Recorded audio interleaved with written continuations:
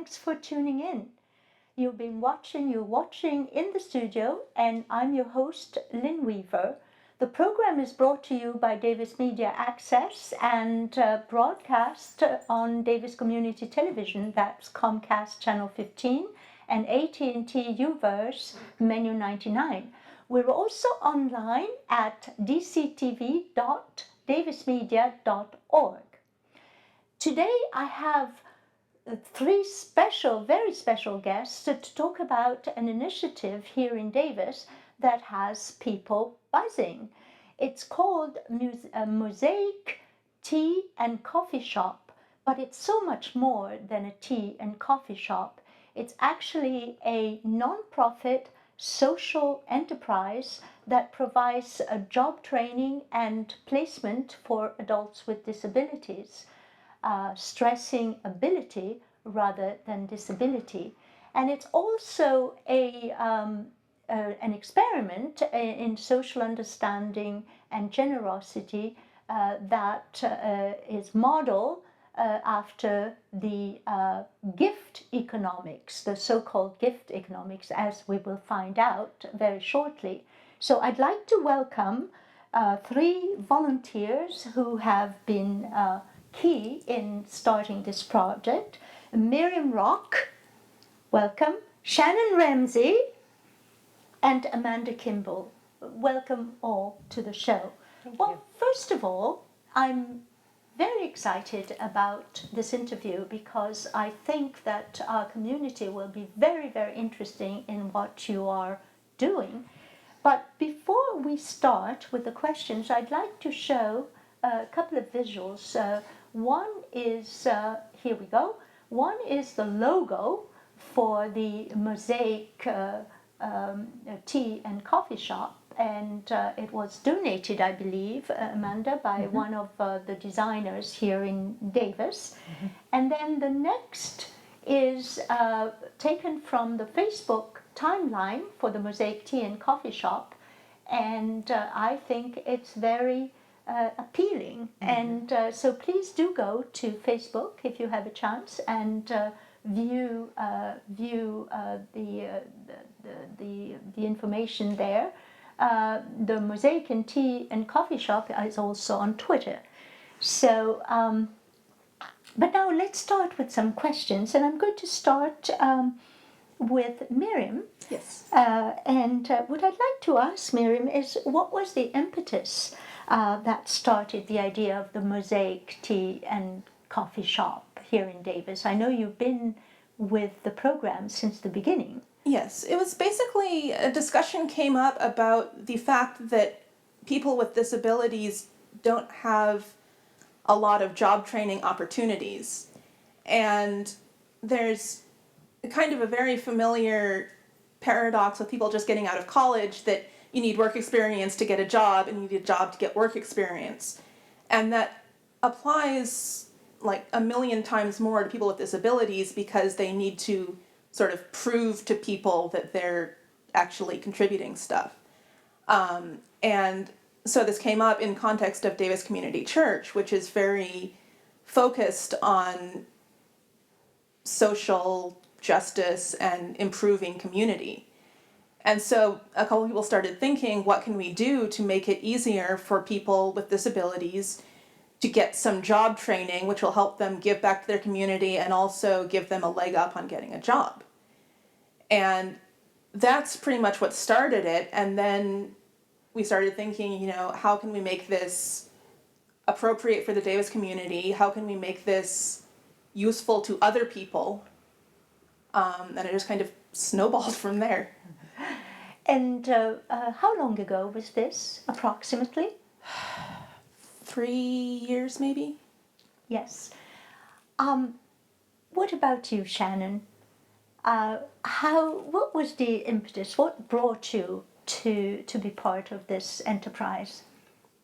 Well, I initially found out about it through a friend of mine who is also blind. She's an active member of the community and is also on our executive committee.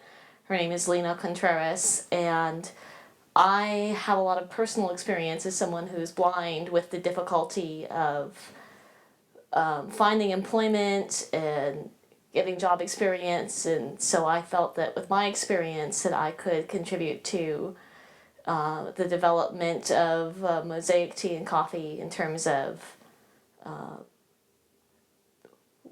the job development piece. My background is in employment discrimination and disability rights. I'm a lawyer, so I kind of came to this project from that perspective, the discrimination that people with disabilities often face when they're trying to seek a job. And I thought that my background went well with this project in terms of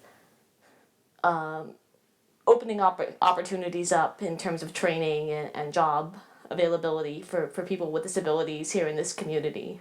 I see. And Amanda, what brought you to this? Was it the church, the Davis Community Church, or Yeah, was I'm, it your? Yes. I'm a relative newcomer to this planning team, and I feel like we should mention that Mosaic Tea and Coffee is still in the planning phases. It has not opened yet.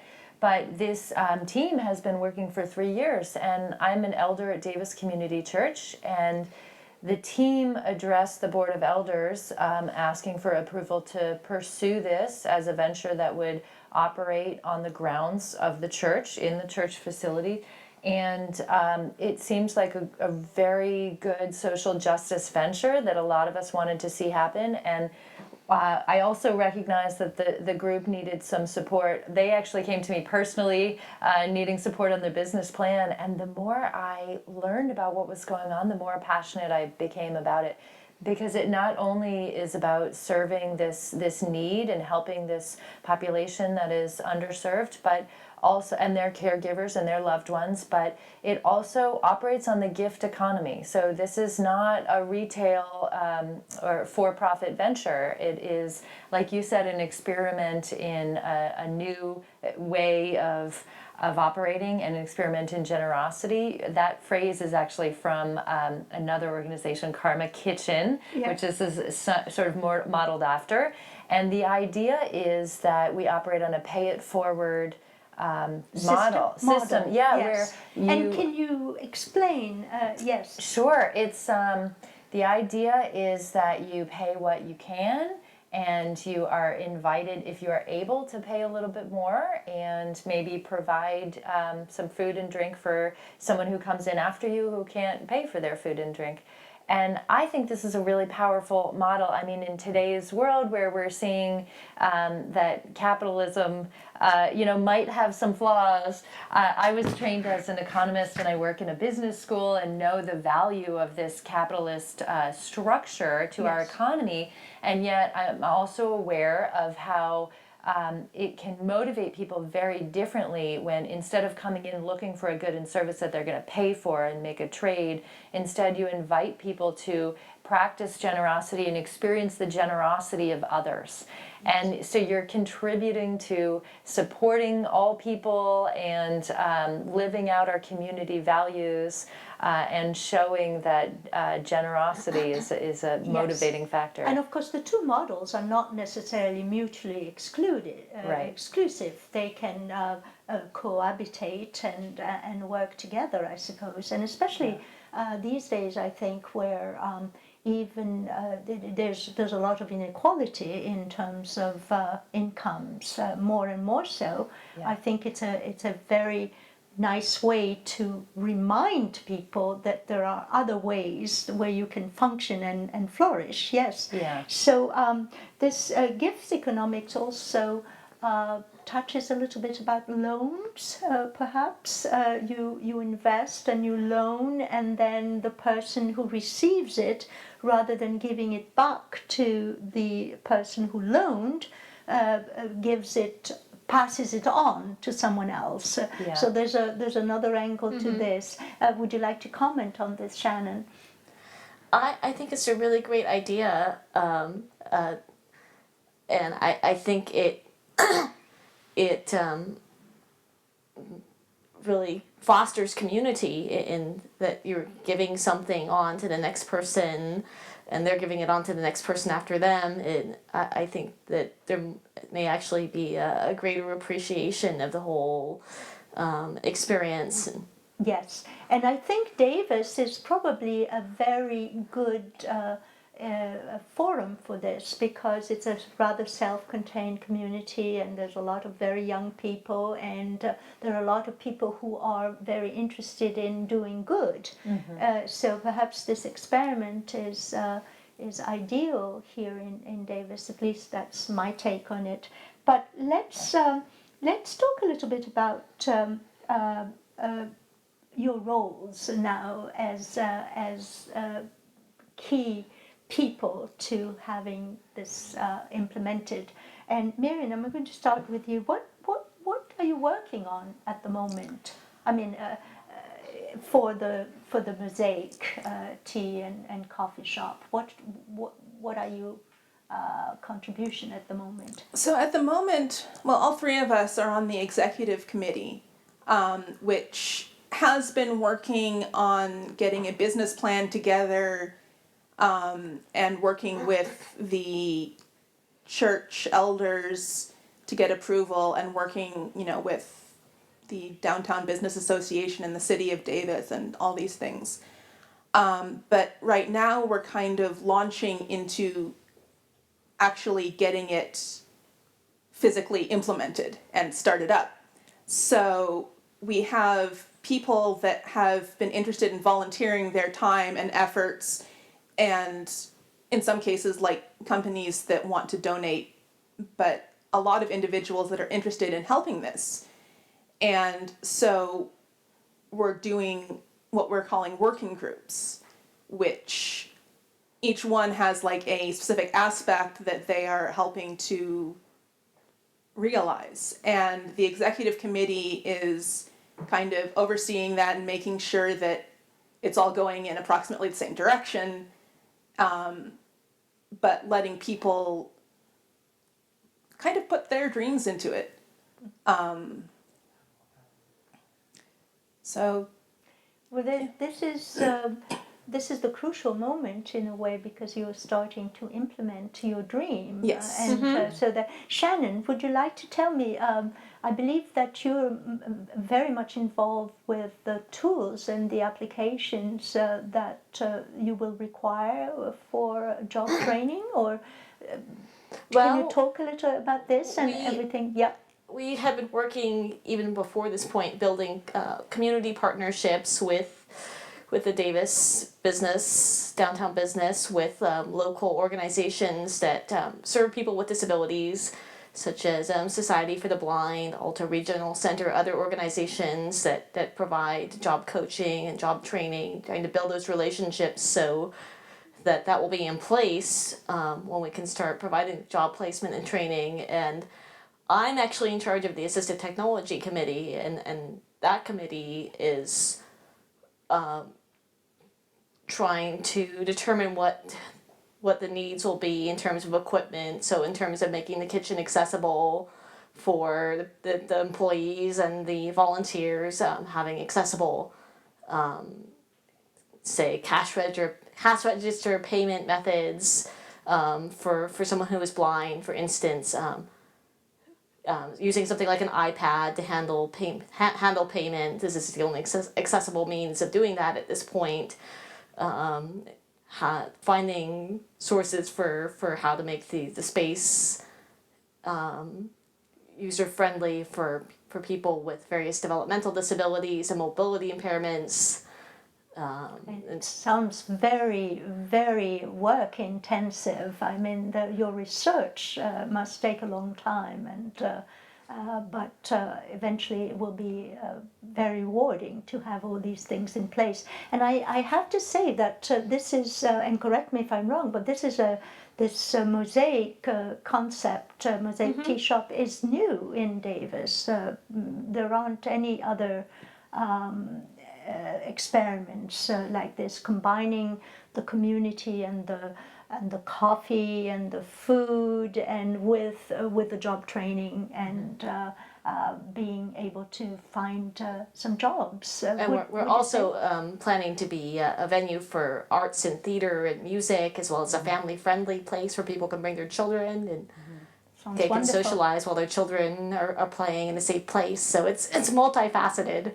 It's great. And Amanda, what are you working on at the moment for this project? Well, my piece doesn't sound as exciting. I'm sort of working on how it's going to impact the church and sort of the nuts and bolts of making sure that we can actually make it work.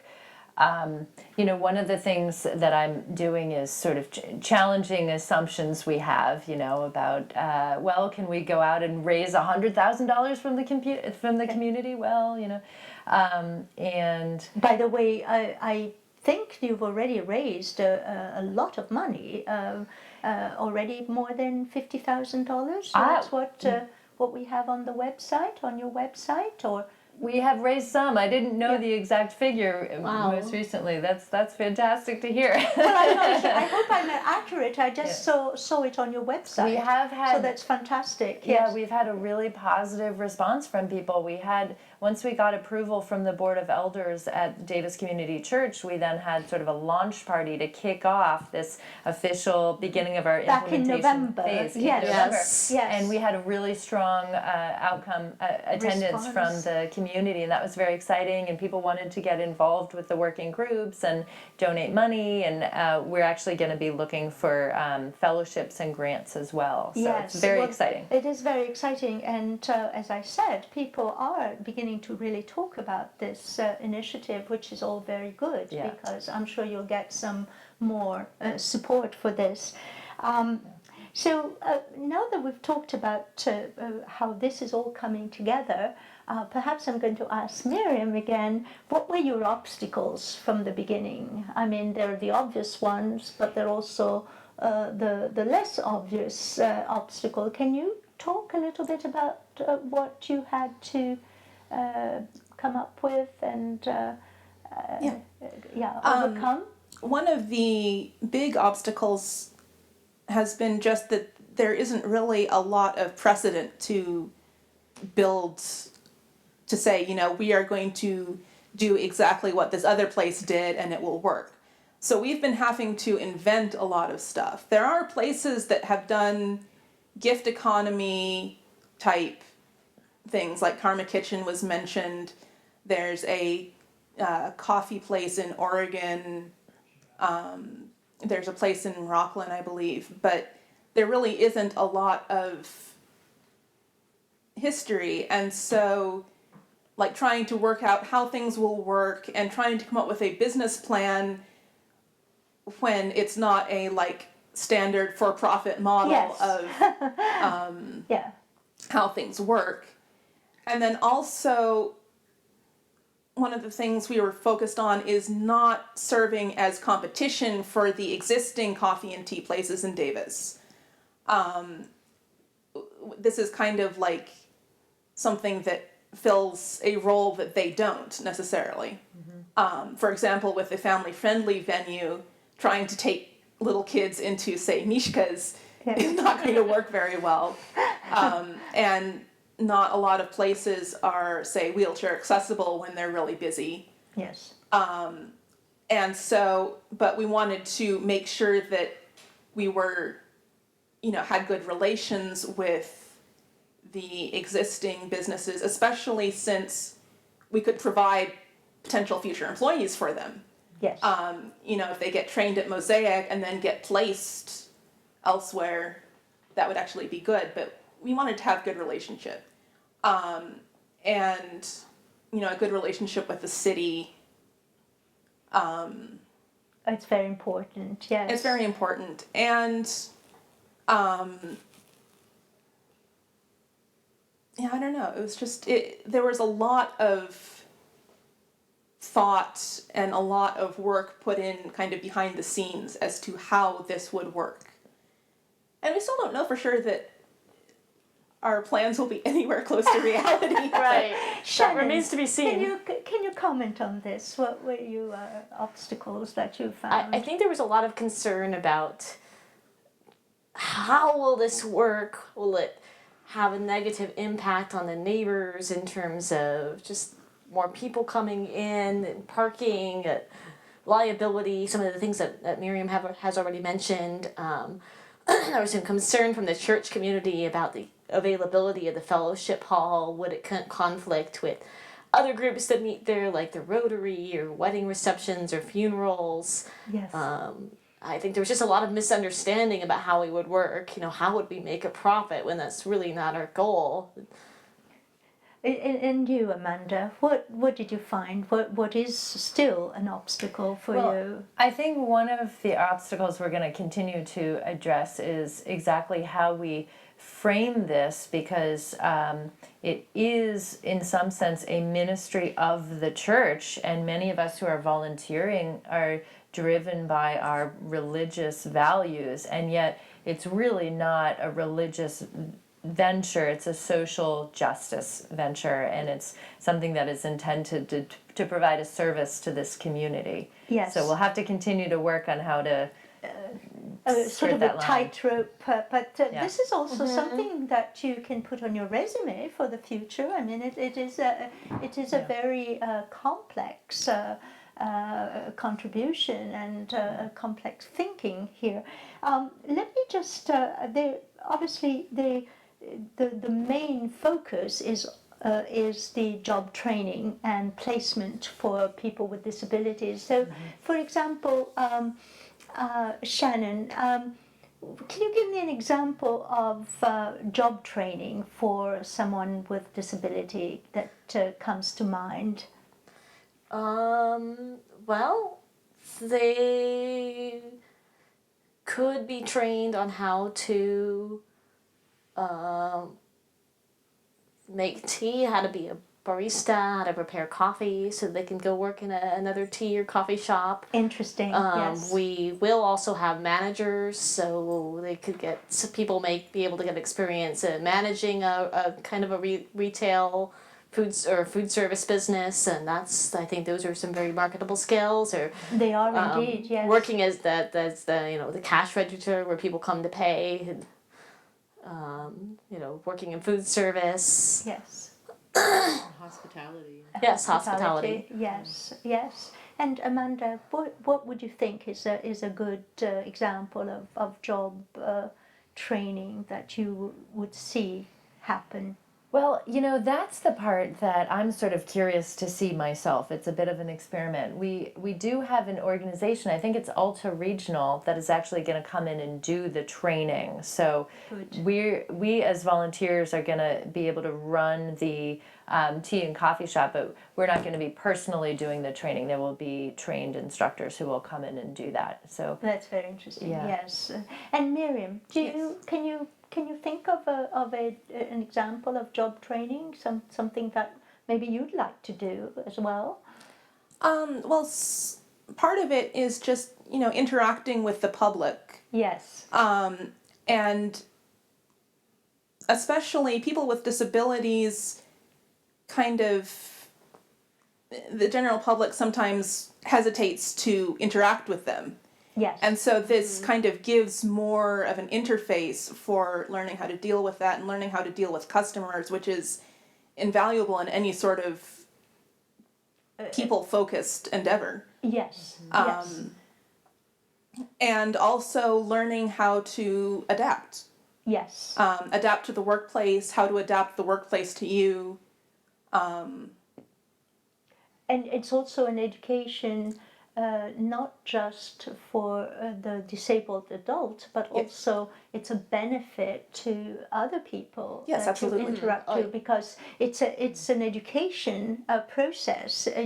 We've come a very long way on how we interact with people with disabilities, even just 25 years ago. And so I think we haven't others. arrived yet. We Yes, haven't there's a arrived long yet. way to go. I Yes. find that people often, if they haven't ever met a blind person before, they really don't know what to do, and they feel very intimidated to Yes. approach me. Yes. And unsure, and sometimes they just would rather not approach me because it's just too scary. And I think this whole endeavor is great in terms of hopefully breaking down some barriers and raising awareness. And, Yes. people with disabilities can do all sorts of things, and we're really not that scary or intimidating. Right. Well, in my experience, it's been that it's all a matter, I think, what Miriam said, adjust. And so people who don't have visible disabilities, because everybody has a disability of some kind or another, need to learn how to adjust and to deal with. So you are a great benefit to our community as a whole, I think, because of that. And by the way, this big guy here who is trying to get my attention is Yahtzee, isn't he? Yahtzee, and he's my service dog. Yes, and it's a he, right? It's a he. Yes, and he's wiggling, so he's very, very happy. And He likes people. Yes, and he's very been social. Very good. I'm afraid I can't ask you any questions, Yahtzee, because we don't really want you to go whoop, whoop. I hope I just wish we had a little more time. Unfortunately, we're just up. We're running out of time, so thank you so much for coming and being on our show. I'm really very grateful, and I've learned so much with this interview. So Thank you so much for having us. Yes, We're really thank you. excited about it. and if you'd like to find out more about the Mosaic Tea and Coffee Shop, you can go to the website, which is teams.mosaicstea.com, or also they're on Facebook and Twitter, as I mentioned. And thank you all for watching from home. If you'd like to see this program again, you can log on to our website, dctv.davismedia.org. And while you're there, if you feel like it, you might want to check out some of our other programs. You've been watching In the Studio. I'm Lin Weaver.